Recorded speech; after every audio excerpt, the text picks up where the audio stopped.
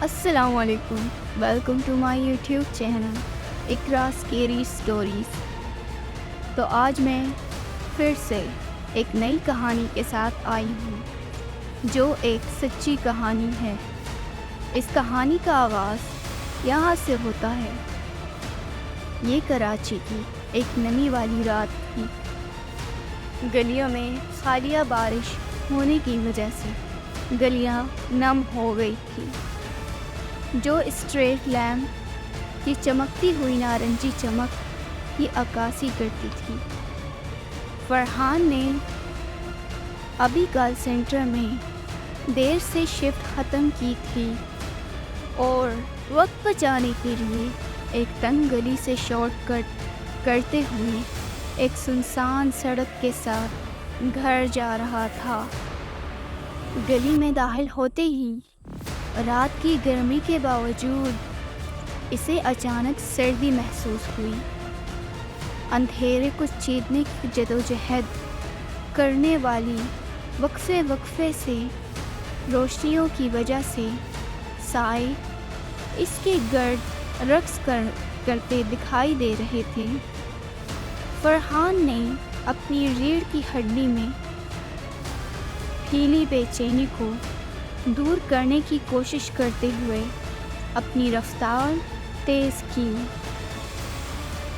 گلی کے آدھے راستے میں اسے اپنے پیچھے قدموں کی گونج سنائی دی۔ اس نے پیچھے مڑ کر دیکھا، لیکن اسے اس مدھم روشنی میں کچھ بھی نہیں نظر آیا جس سے وہ ابھی گزر رہا تھا۔ دل کی دھڑکن اس نے پھر سے چلنا شروع کیا۔ اپنے آپ کو بتایا کہ یہ صرف اس کی تخیل کی چالیں ہیں۔ اچانک سامنے کے سائے سے ایک شکل ابھری جس نے اس کا راستہ روک لیا۔ یہ ایک عورت تھی۔ اس کے بال بکھرے ہوئے تھے، چہرہ اندھیرے میں ڈوبا ہوا تھا۔ وہ بالکل ساکت کھڑی تھی، بے چینی سے، جیسے اس کا انتظار کر رہی تھی۔ فرحان کی جبلت نے خطرے کی چیخ ماری، لیکن گلی نے فرار کا کوئی راستہ نہیں دیا۔ وہ محتاط نظر آنے کی کوشش کرتے ہوئے قریب آیا۔ کیا تم ٹھیک ہو؟ اس نے پوچھا۔ اس کی آواز بمشکل سرگوشی سے اوپر تھی۔ عورت نے دھیرے سے اپنا سر اٹھایا اور آنکھیں کھولی جو مدھم روشنی میں چمک رہی تھی۔ کچھ بولے بغیر اس نے کانپنا شروع کر دیا اور اس کا کانپتا ہوا ہاتھ اس کی طرف بڑھایا۔ فرحان نے ہچکچاہٹ کی، پھر مدد کی پیشکش کی۔ جیسے ہی ان کے ہاتھ چھوئے، فرحان کے جسم میں ایک ٹھنڈی سی محسوس ہوئی جس سے وہ ٹھنڈا ہو گیا۔ عورت کی گرفت مضبوط ہو گئی، ناخن اس کی جلد میں کھود رہی تھی۔ اس نے دور کھینچنے کی کوشش کی، لیکن اس کی طاقت غیر معمولی تھی۔ اس کے لمس سے اس کی توانائی ختم ہو رہی تھی۔ گھبرا کر فرحان خود کو چھڑانے میں کامیاب ہوا اور پیچھے کی طرف ٹھوکر کھا گیا۔ عورت نے روتے ہوئے چیخ ماری۔ اس کی خصوصیات غصے کے ایک بھیانک نقاب میں بدل رہی تھی۔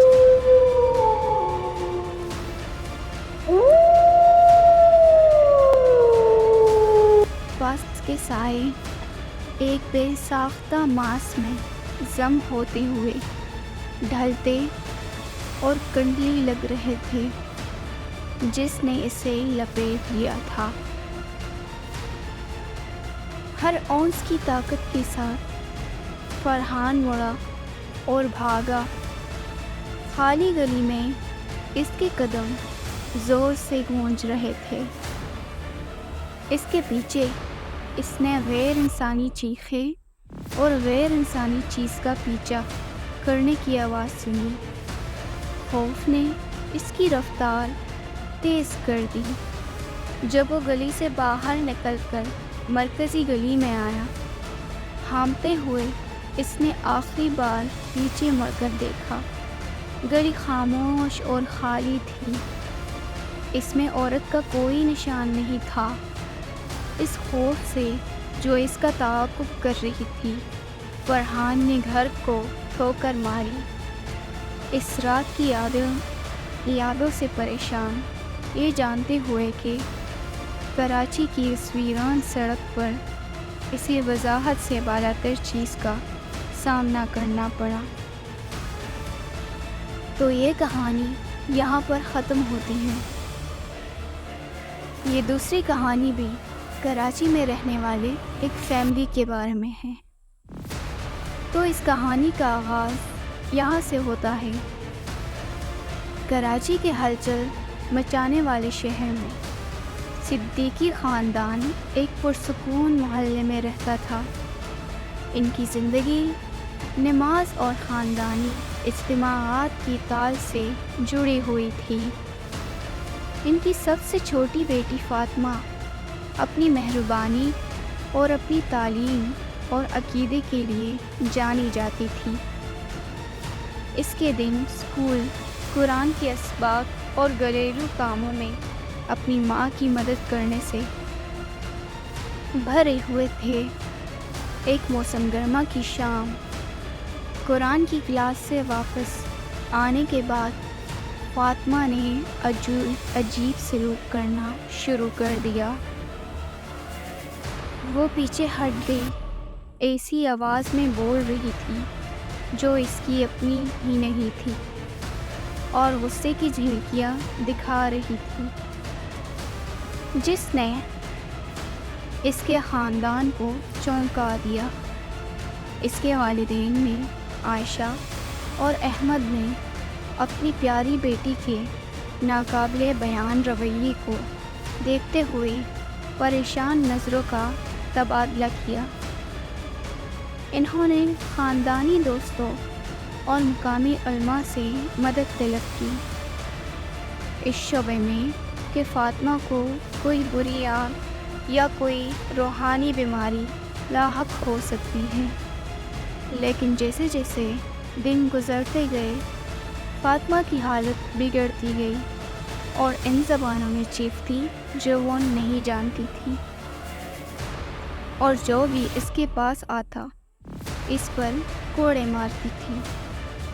مایوس عائشہ نے بابا خالد سے رابطہ کیا، جو ایک معزز روحانی معالج تھے، جو اسلامی تعلیمات کے بارے میں اپنے گہرے علم، محفوظ الفطرت مسائل سے نمٹنے کی صلاحیت کے لیے جانے جاتے تھے۔ بابا خالد ایک پرجوش اظہار کے ساتھ صدیقی کے گھر پہنچے۔ ان کی موجودگی ہنگامی آرائی کے درمیان یقین دہانی کا احساس دلاتی ہے۔ وہ خاندان کے ساتھ بیٹھ گیا، توجہ سے سن رہا تھا۔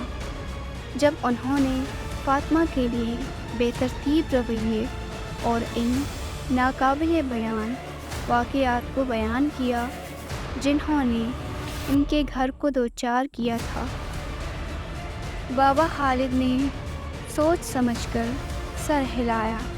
ان کی نگاہیں فاطمہ پر مرکوز ہو گئی، جو ان کے سامنے بیٹھی تھی۔ آنکھیں خالی اور غیر ذمہ دار تھیں۔ طہارت اور قرآن کی آیتیں پڑھنے کے بعد بابا خالد احتیاط سے فاطمہ کے پاس بیٹھ گئے۔ اس نے آہستہ سے اس کے ماتھے پر ہاتھ رکھا اور اپنی سانسوں کے نیچے بڑبڑانے لگا۔ اس کی آواز مستحکم اور یقین سے بھری ہوئی تھی۔ شروع میں کوئی واضح تبدیلی نظر نہیں آئی، پھر اچانک فاطمہ کا جسم تناؤ کا شکار ہو گیا اور اس میں سے ایک گھٹی ہوئی آواز نکلی جو طویل عرصے سے بھولی ہوئی زبان میں بول رہی تھی۔ عائشہ اور احمد نے ایک دوسرے کو پکڑا، ان کے چہروں سے آنسو بہہ رہے تھے۔ جب بابا خالد نے اپنی نماز جاری رکھی، اندھیرے سے جو ان کے ارد گرد گھوم رہا تھا، ہر تلاوت کے ساتھ کمرے میں جاورانہ ماحول قدرے بلند ہو گیا۔ فاطمہ کی جدوجہد کم ہوتی گئی اور آواز اس کے وقت تک کمزور ہوتی گئی، جب تک کہ آخر کار وہ بے ہوش لیکن پرامن ہو کر بابا خالد کی باہوں میں گر گئی۔ جیسے جیسے شام کا سایہ لمبا ہوتا گیا، بابا خالد نے گھر کو صاف کرنے اور اسے مستقبل کے نقصان سے بچانے کے لیے رسومات مکمل کیے۔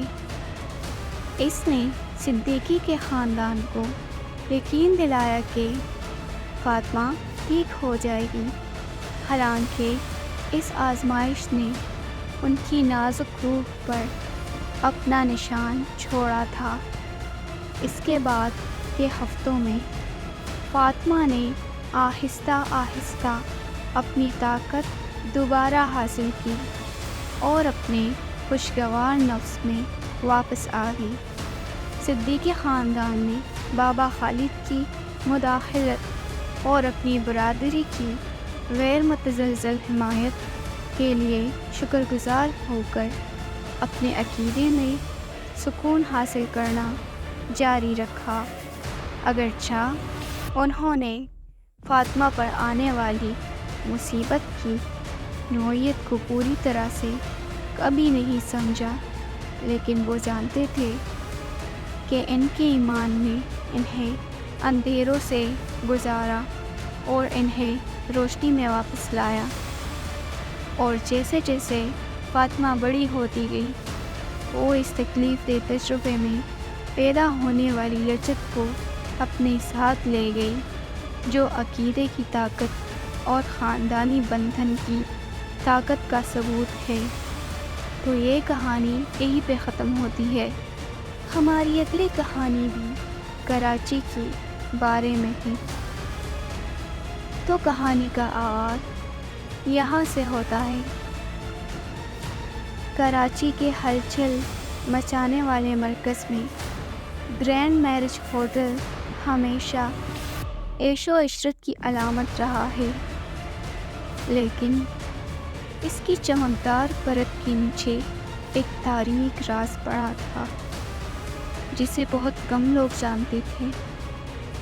کئی سال پہلے 1980 کی دہائی کے ہنگامے خیز دور میں ہوٹل کی تعین اور آرائش ہو رہی تھی۔